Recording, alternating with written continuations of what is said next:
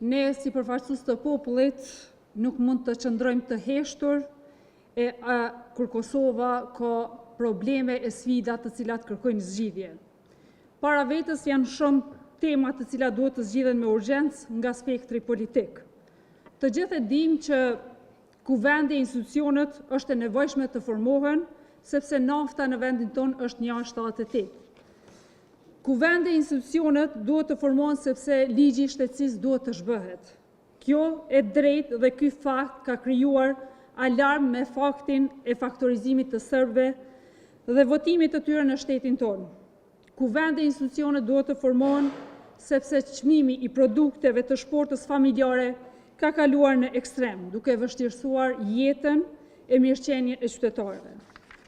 Kuvendi e institucionet duhet të formohen sepse në shtetin tonë janë mijëra të rinj të diplomuar dhe të cilët kanë nevojë për punë, dinitet e vazhdim të jetesës në Kosovë. Kuvendi e institucionet duhet të formohen sepse Prishtina dhe plot qytete e fshatra në Kosovë nuk kanë energji elektrike me orë të tëra, edhe pse jemi në stinën e verës. Kuvendi e institucionet duhet të formohen sepse kemi mbetur vendi me pagat më të vogla në rajon.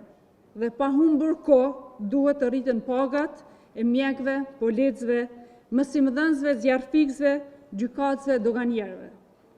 Kuvendi e institucionet duhet të bëhen sepse kemi ikje e largim të madh të qytetarëve nga vendi dhe ne duhet të gjejmë formën që ta ndalim këtë trend shqetësues për të ardhmen e Kosovës.